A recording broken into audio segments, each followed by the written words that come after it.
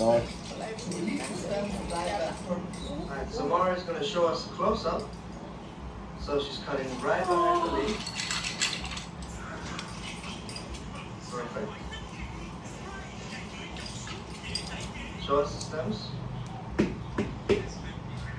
So see, she's leaving the stems for dieback purposes.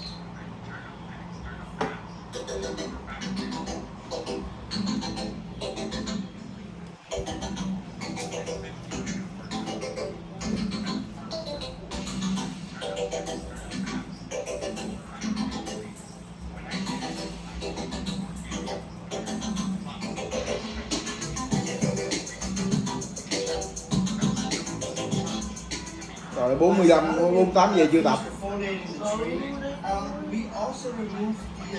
Cái clip 48 gì mà con tập được rồi.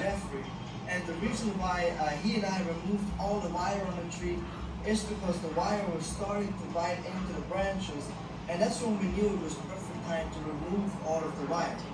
Now, let me point out what is not working with the current design and what we can do to work on a solution. So if you look at the base of the tree, the base is really nice and it has some really nice movement, but then the movement goes over to the left.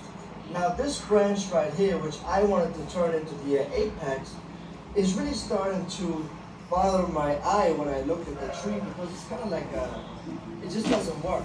Because the movement of the tree clearly wants to go into that direction, and I'm kind of breaking that movement with this piece right here. So the main problem is that this tree wants to be about 3 or 4 trees at the same time. So for instance, this tree over here, this piece, would be a really nice tree as well if we cut the tree right here. And then we had kind of the windswept, really gnarly movement over to the left of the tree, which I like a lot. But then you have reverse taper here. So the taper comes up and then it's going to be reversed. So we would have to adjust the angle if this is the tree that we would go with. But I think it is kind of sad to cut off the entire right side of the tree at the moment.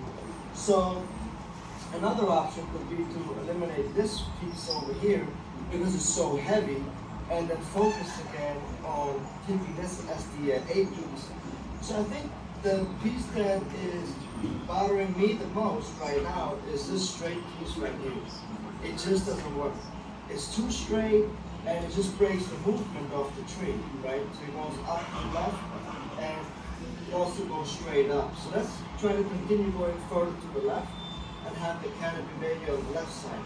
So for now, I'm just going to take off this piece and then see what we have.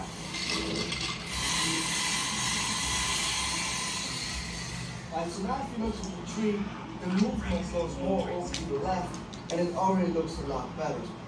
Now this piece in here, I'm also not too big. I also don't like this piece too much, so I'm going to remove this piece as well.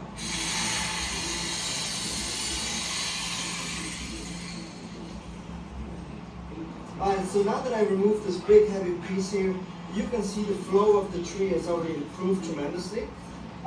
Now this flush cut here, I'm going to use my knob cutter and just break off the ends a little bit so that it's not that straight cut. And once it heals over, it's going to heal over much nicer.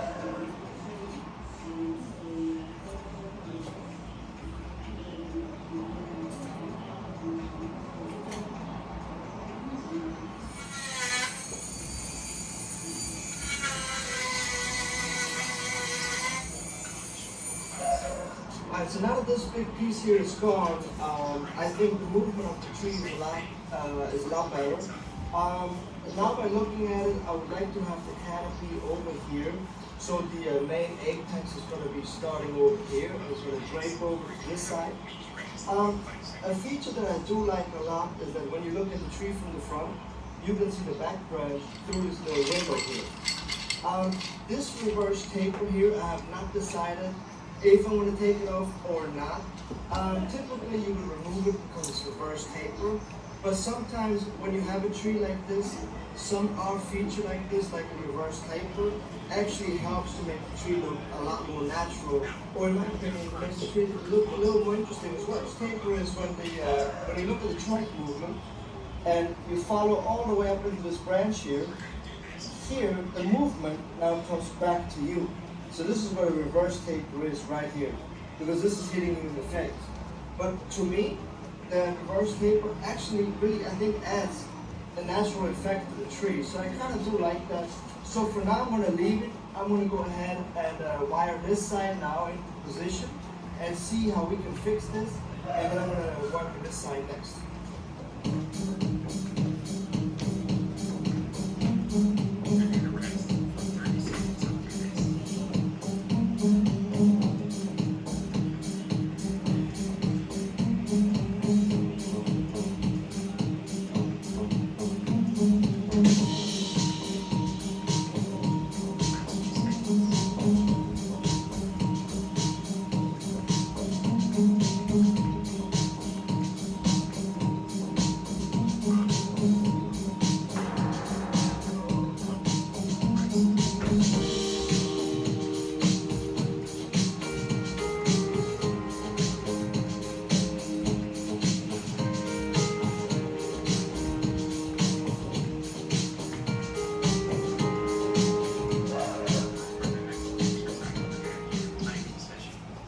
So currently it does look like an FPL tree because I removed this big piece right here. But before the apex is over here and moved it over here, this is not going to stay as tall. I can Cái chân lại imagine. nó chân rộng của nó không ấy, chân nghe một tí. Now this piece, this is going to be my sacrifice. Tập sao mà nó vô cái bắp đùi mới đúng, với cái mông á. I'm going to let Thì this vô hai cái đó mới đúng, cái mông nữa. It's pretty much thick enough. Đứng sao mà nó vô là nhiều And nhiều. then, the movement will continue gonna make it a little taller, and I think it's gonna look really, really cool at this point. What I'm going to do, I need to fill this gap here. I'm gonna keep this open so that you can see the back branches through the. Tức là mình xuống là mình gồng cái mông với cái đùi. Adjust the front a little Vô bit, hay đó. maybe tilt it up in the future a little more. What I have to really focus on is bringing in some long branches into this area right here. And once this tree starts to grow again, I'm going to have so many branches that I can choose from to pull over here. I can maybe hopefully get one from here that I can pull in this direction and make this one a second layer. So this is not really too far away because all of these branches that I have are now in perfect position. So now that I applied the cut base, this will prevent the tree from getting a infestation there or anything like that. So this really heals over the cut and then the cut can start to grow. So that's it for this week's episode, and I hope that you guys enjoyed it. And happy Thanksgiving from our family to you. So in case you're wondering why we didn't film a Q&A this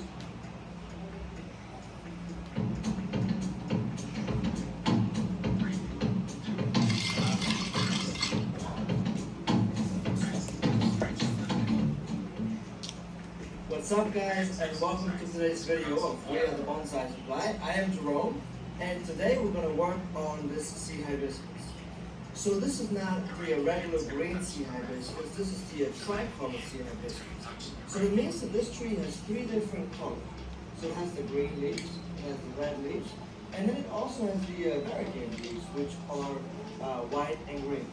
So on this sea hibiscus, the leaves are much larger than on the regular green sea hibiscus, but you can still shrink these leaves way down. And so that's one of the things that I wanted to talk to you guys about today, is how you can shrink the leaves to help you maintain the leaves and keep the leaves small. So on a tree that has leaves this size, what I like to do is to go through the entire tree about once a week and just remove all the large leaves. Now what that does, when you remove a large leaf, it actually brings back two smaller leaves. And I like to refer to leaves as solar panels. So the bigger the leaves are, that usually means that you have less branches, right? And the more branches you have, the smaller the solar panels or leaves can come back. So when I remove this, two leaves about this size will come back. And when I remove these two leaves, four leaves, half the size of these leaves will come back, and so on and so on. So you can really shrink these leaves down. Now the reason why these leaves are still so big and why this tree is now in a plastic pot, you may remember this tree. I did a couple of videos on this tree before. The reason why it is in a plastic pot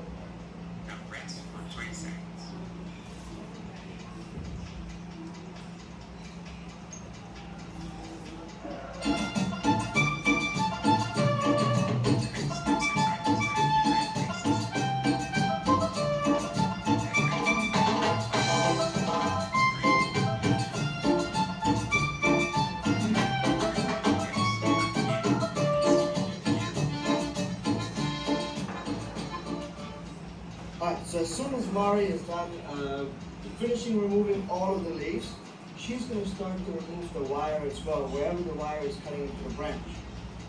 While I take a well-deserved break. Well-deserved. I see some more leaves on that side, placing some more. So you guys are actually Somebody has to be in charge.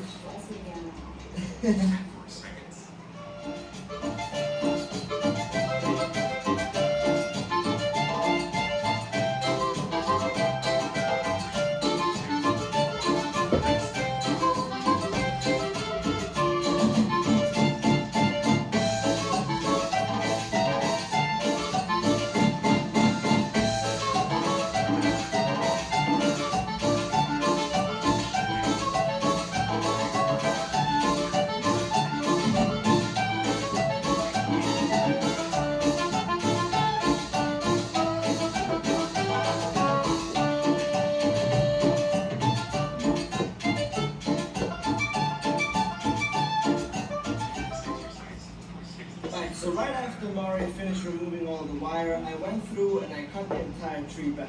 As you saw, this is a very strong upright growing tree, as you can see over here. This branch is probably less than a year old, so they grow extremely fast. So I cut everything back to where the movement stopped. So the first order of business is to wire out all the branches into position. And now that they are set in place, now I'm going to start with a clip and roll. So I clipped everything back to where the movement stops. Now this branch I'm going to leave long, and the reason why is because I have a big wound here. And in order to heal this wound over, I'm going to have to keep this guy here. You always want to have growth on top of the wound, because the energy goes through the wound and heals the wound much faster. If this was at the bottom, the wound will not heal as fast as if it is healing now, since this is on top. Now this surface here is completely straight, so I have to dig this in a little deeper, just concave it in just a little more. And I'm going to use a number of tools for this. I'm going to use a knob cutter, some chisels, and as well as Dremels, and as well as Dremel. And all I want to do is just bring the entire surface from straight, just bring it in a little more, so that this can roll over and heal this portion here really nicely. And so there's a few cuts where I have to do this, but it's not a big job. Just make sure that it's not completely straight.